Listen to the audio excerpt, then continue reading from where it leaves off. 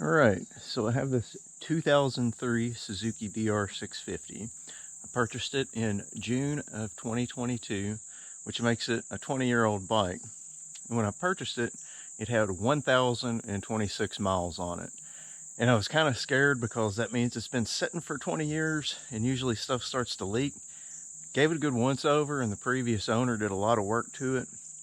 But seeing as how it's an '05, I was still worried about that base gasket leak.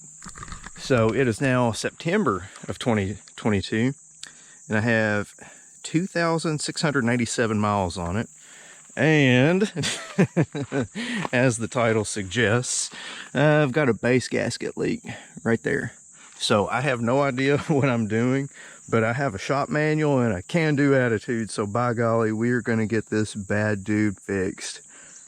Wish me luck. So what you're seeing here is pretty much what this video is going to look like. Just a time lapse, and I'm going to give you a voiceover what's going on. I'm not going to jam the camera real deep inside the motor. You need a shop manual to do this. So starting off, this is just kind of your basic little field strip. And I'm taking really good care to make sure the motor's clean. And here I'm setting the piston to top dead center, which I did probably 20 times through this video. Really spin it until it starts blowing air out the spark plug hole, and then just line up the T mark. One thing to watch on that top oil cooler hose, there's a little O-ring inside the head cover. Really easy to lose. Make sure you don't lose that.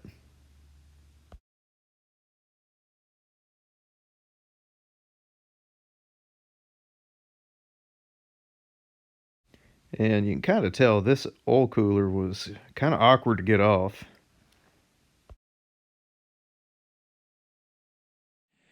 Okay, so we've made it to our first complicated part, I guess. Hasn't been too big of a job so far, but we need to remove the cylinder head cover. And our pattern is kind of a crisscross pattern. It's 1, 2, 3, and this is why service manuals are handy. So this is the pattern we're going to go with. Let's see, 14. Where's 14? Yeah, so yeah, it just says get them out.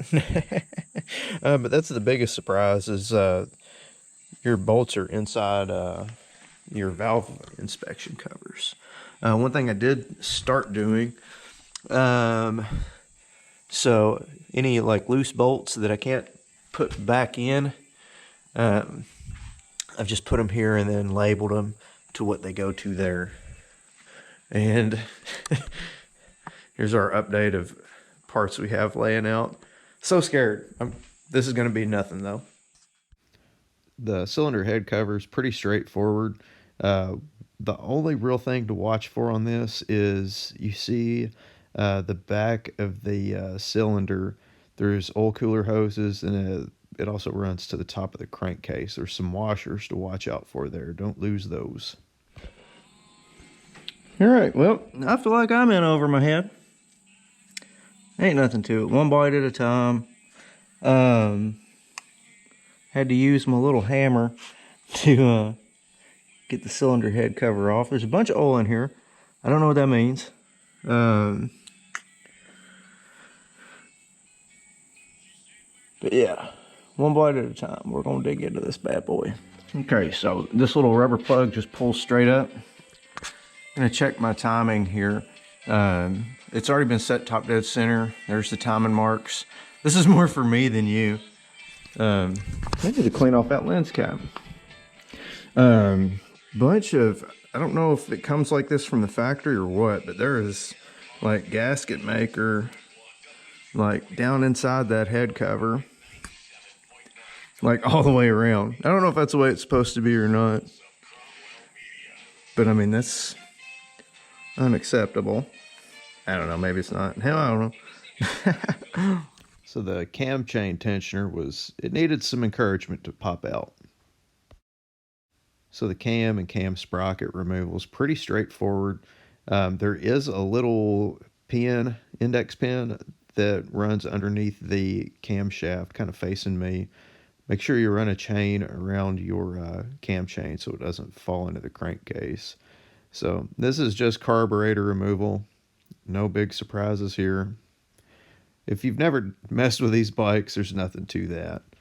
So there's the cam chain guide. That came out easy. And now we're starting to take apart the cylinder. So I watched another YouTube video where a guy was taking the top end apart, and he actually broke one of these cylinder head bolts off. And I'm kind of glad I saw that video because the shop manual just says loosen them incrementally. Now there is a trick to it though. Like you are barely moving each one at a time, and if one goes more than the other, you got to tighten that one down and go back into a crisscross pattern. And I mean, you are barely touching these things because if you don't, it somehow gets into a bind. But this part was probably the scariest part of all of it.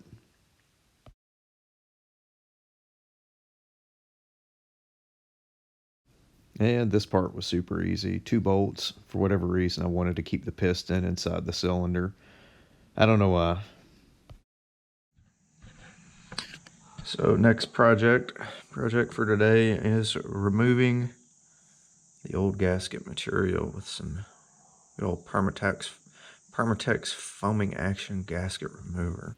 All right, just trimmed a lot off of that. The key to getting those gaskets off is Scotch-Brite and a non-metallic scraper. And now that all that's done, it is time to reassemble. So I didn't have any assembly lube. I could not find it anywhere. So good old Rotella. Everything goes back on without much of an issue here.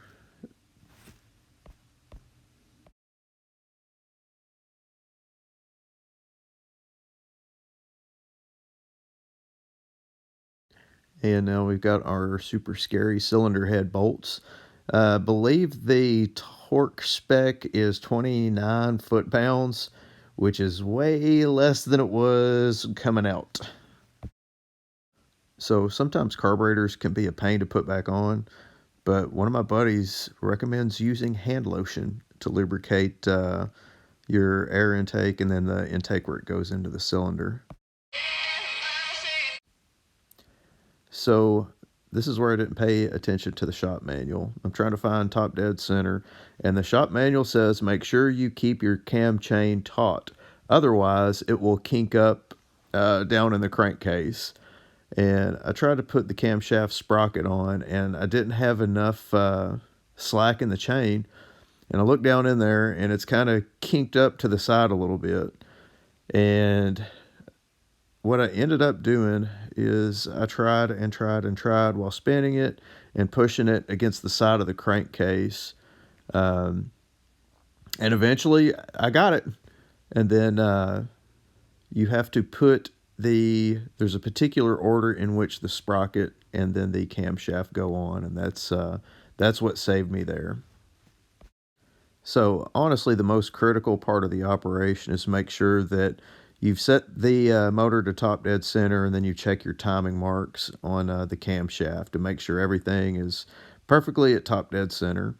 I checked it, double checked it, rechecked it, spun the flywheel, and triple checked it before I finally closed it up and put the head cover back on.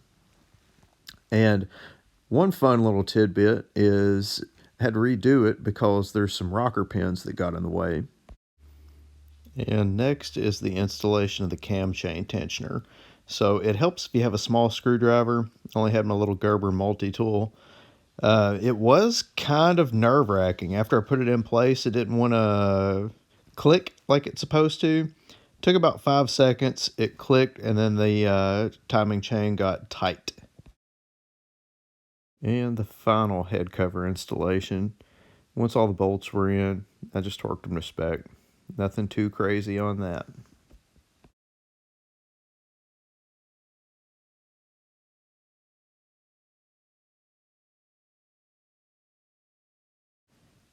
And here I'm doing a valve inspection. It's set to top dead center once again. One kind of neat, scary thing, I guess, is only one valve was in spec after all this. The left intake valve was in spec. Everything else was out of spec. Not by too much, but enough I had to readjust it.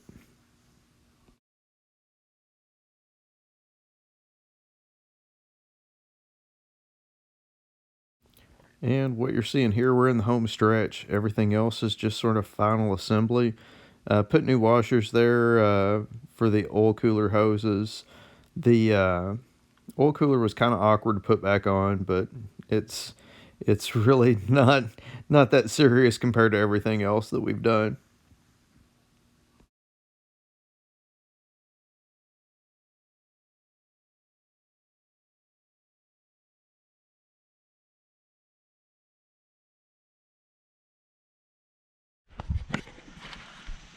So full disclosure, this is my first time ever doing something so big, which it may not be big to a lot of people, but it's kind of a big deal for me because if you can tell, I got a hyper tough impact. So that shows how mechanically inclined I am. I paid a lot of money for the bike. I enjoy it, and I really hope it doesn't explode here in a few. Right now, I am sick to my stomach, but I'm gonna clean up a little bit, make sure there's no missing parts, and then it's either gonna be a really good day or a really bad day. Okay, so I've checked for any extra bolts. I've checked for any loose connections. I'm still nervous and scared to death. I'm no joke, as nervous as I've ever been. But at the end of the day, I followed the directions, I hope, and I did my best.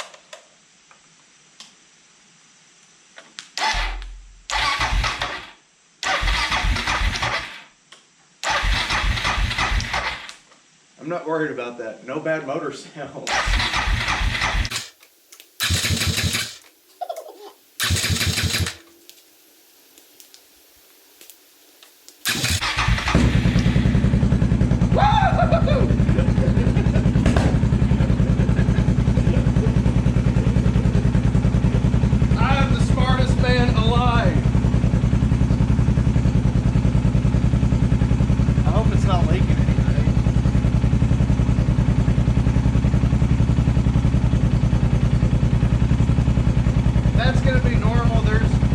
Burning oil everywhere because I kind of got reckless with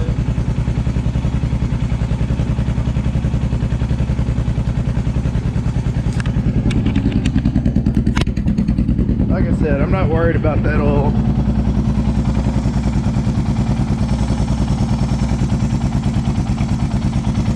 It's going to be doing that for a while, I'm sure. All right, cool. Twerks. Okay, so last thing I want to touch on. It was honestly easy. As much stress as I put on myself, it was easy. Follow the instructions, keep your bolts organized. And aside from that, the hardest part is really just how tedious it is. Because there's really not that many moving parts, but there's a lot of little chunks that you got to take off. But yeah, price, it was 50 bucks for the gasket kit. Or no, check, it was 80 bucks for the gasket kit. And then I spent an extra 50 bucks on some expendable bolt and washers from Babbitt's Online. $40 for the service manual, and then another $40 for a torque wrench. And honestly, you can probably get away with just getting that gasket kit from ProCycle. But thanks for watching. If you have any questions, buy a service manual. Y'all have fun.